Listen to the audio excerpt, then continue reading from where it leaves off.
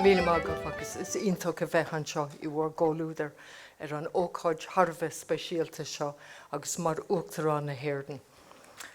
A chairde úsla. I am delighted to be with you here in Celtic House, Hammersmith, the location of the Irish Cultural Centre, on this, the first engagement of my first official visit to Great Britain. Nói tá fíor áthas orm a bheith anseo I bhór ggóiliúdar maidin in Ionad Cultúir na hÉireannach, Celtic House, Hammersmith, agus mé ag chuir tús le mo chéad chuairt oifigiúil an mratan mhór mar Uachtarán na hÉireann. The centre, of course, as you well know, is one of UK's best well-known venues for Irish arts, culture and community.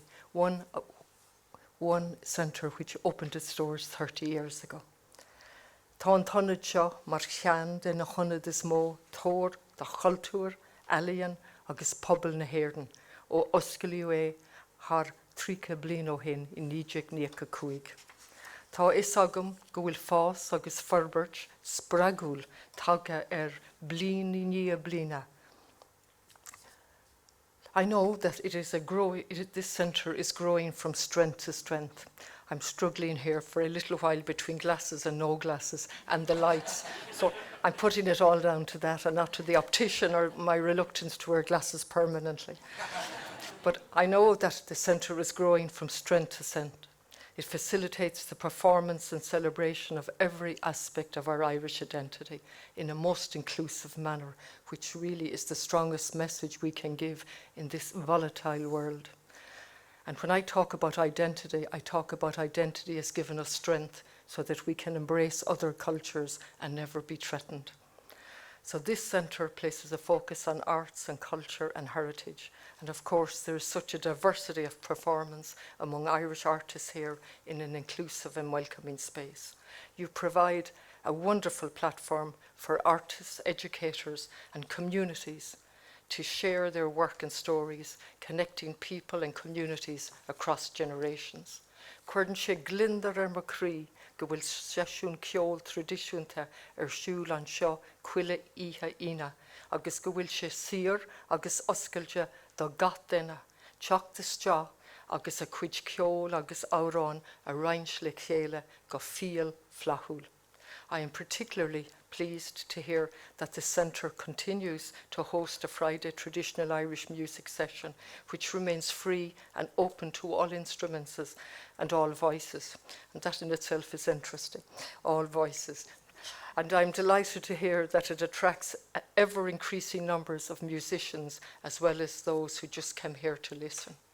And just on that, I finished Dolores Kane, dearly departed Dolores Kane, and her former husband, John Faulkner, and his book is an absolute wonderful book cataloguing the Irish contribution in England throughout the length and breadth of the country.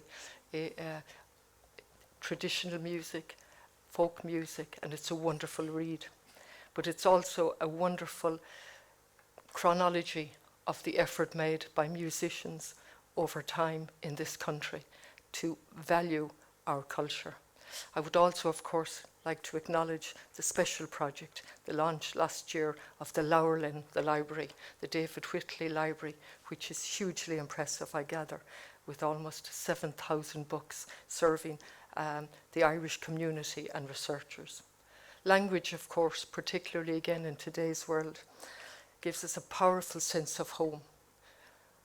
And I think as I speak, the numbers of displaced people in the world is rising, and millions, I had the figure off. But you know, you have these figures on the top of your tongue without realizing the actual magnanimity of the displacement worldwide. And language gives us a powerful sense of identity and a powerful sense of home. And as president, it fills me with pride to see the interest that so many show in our beautiful language. I am heartened to see the extensive programme of Irish language classes delivered at the centre in partnership, of course, with the University of Liverpool.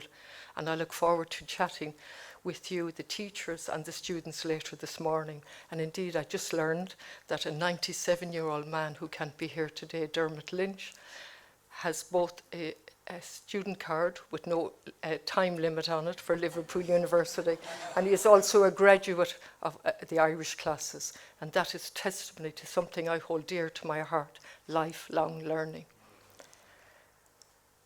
Frevian focail ar sinsear muidlin ar tír dúchas, músclíon an ghilge rhythm orsa in ar gwislí, agus tugann sí léirgus breise dúin ar cuasaí an tíal. Is ábhar misneí agus dóchas domsa mar Óachtarán an bara as cuimse atá faoin ar teanga álan. Tugann sé ordú manma dom an chlár lechan rangan na ghilge atá ar fáil san ionad an seo I gcóir le ollscoil learfúil a eicáil.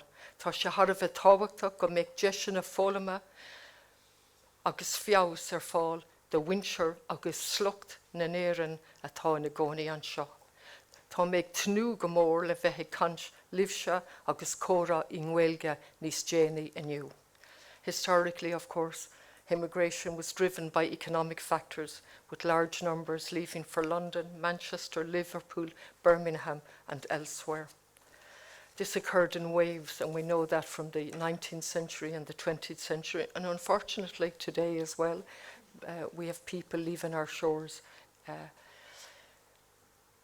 for various reasons, but some of them for lack of housing and so on. But the immigration that we're dealing with occurred in waves that peaked in the 50s and the 80s, when unemployed and economic stagnation in Ireland was pushing many to leave the shores for the hope of better opportunities abroad. And I was reading a book lately, again going back to read about the 19th century campaigner for Landlord David, and he talked, the Liverpool paper at the time, just after 1850, talked about the immigrants of hope and the immigrants of despair. Many left for social reasons, finding greater tolerance and acceptance at times when Ireland was a less open and less accepting society. The Irish contribution in Britain is as diverse as can be imagined, from the arts and culture to healthcare, education, construction and infrastructure, as well as professional, scientific and technical services. Indeed, there is hardly a sector of the economy or an area of life that has not been touched by the Irish in Britain. Is on vós, on Warbert, agus on viaus sin a hagan sirsha, con a bheith brodúil as carabastúan, cé lesmuid, agus cén changa a cuerden inúil muid. May I conclude, mar ocal skur, by wishing you all well and by thanking all of the staff in this, the Irish Cultural Centre, for creating an inclusive, creative and welcoming space over 3 generations, where Irish, the arts and culture continue to thrive. It is a joyous place and I wish it continued success. Tréisliam livse ar fad atá banseach réon bhealach le rochtáil an ionad seo, mar is obair rí-hábhachtach atá ar bon agah, ag cuineáil ceangal nó nasc beo brúiwar le ceol, cultúir agus teanga na hÉireann. Tá éacht déanta agah le thart le thar tríocha bliain a chairde.